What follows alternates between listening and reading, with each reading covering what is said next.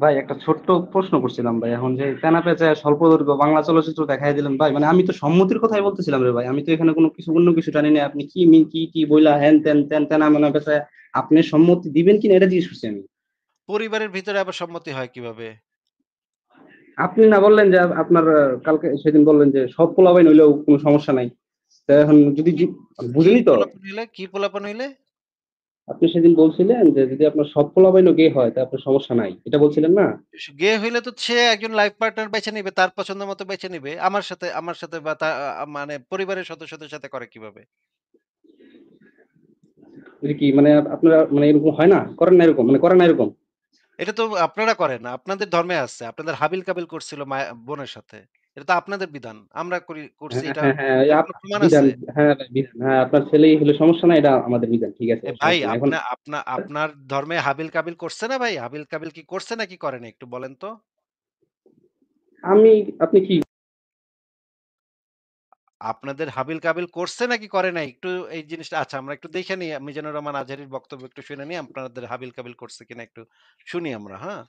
আমরা সরাসরি একজন আলেমের মুখ থেকে শুনি যে আপনারা বোনের সাথে করেন কিনা? আপনাদের ধর্মে এটা আছে নাকি? শুনি।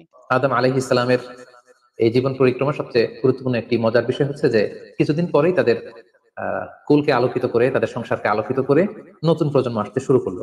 এবং আদম আলাইহিস সালাম এবং হাওয়া আলাইহিস সালামের মাধ্যমে যে সন্তানরা পৃথিবীতে আসতো তারা ছিল অলওয়েজ টুইন বেবি বা যমজ সন্তান হিসেবে আসতো। সর্বপ্রথম আল্লাহ তাআলা তাদেরকে একটি সন্তান, একটি ছেলের সন্তান এবং একটি মেয়ের সন্তান দিয়ে ধন্য করলেন, এবং তারা তাদের নাম রাখলেন, ছেলেটির নাম রাখলেন কাবিল, মেয়েটির নাম রাখলেন আকলিমা। এবং তারপরের বছর আবারও হাওয়া আলাইহিস সালাম গর্ভবতী হয়ে সন্তান জন্ম দিলেন। সেক্ষেত্রেও একটি ছেলে একটি মেয়ে।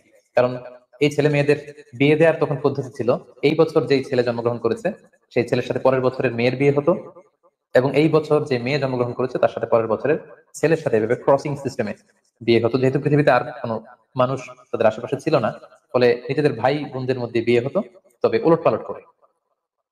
তো এর ফলে বাই ডিফল্ট আদম আলাইহিস সালামের ছেলে কাবিলের ভাগ্যে এসে জুটলো তার পরের টার্নের যে বোন জন্মগ্রহণ করেছে হাবিলের সাথে, তার নাম ছিল লাবুদা।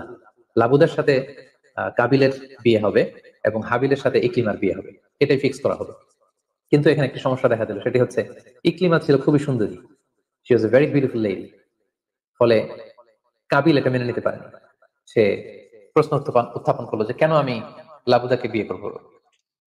দেখতেছেন আপনারা যে ২ ভাইয়ের ভিতরে বোন নিয়ে কামড়াকামড়ি লাগছে। কোন বোনরে কে করবে, কে করবে এটা নিয়ে ২ জনের ভিতরে। এবং আপনারা যদি এই জিনিসটাও পড়েন ফতোয়া আলমগীরিতে যে জিনিসটা বলা আছে, আমাদের একটা ধর্ম মানে এটা একটা আইন শাস্ত্র ফতোয়া আলমগীরি খণ্ড ২ পৃষ্ঠা নম্বর ৩৯-৪০ এ যে জিনিসটা বলা আছে আমরা একটু পড়ি। এই জিনিসটা এখন একটু মনে হয় পড়াটা দরকার আছে।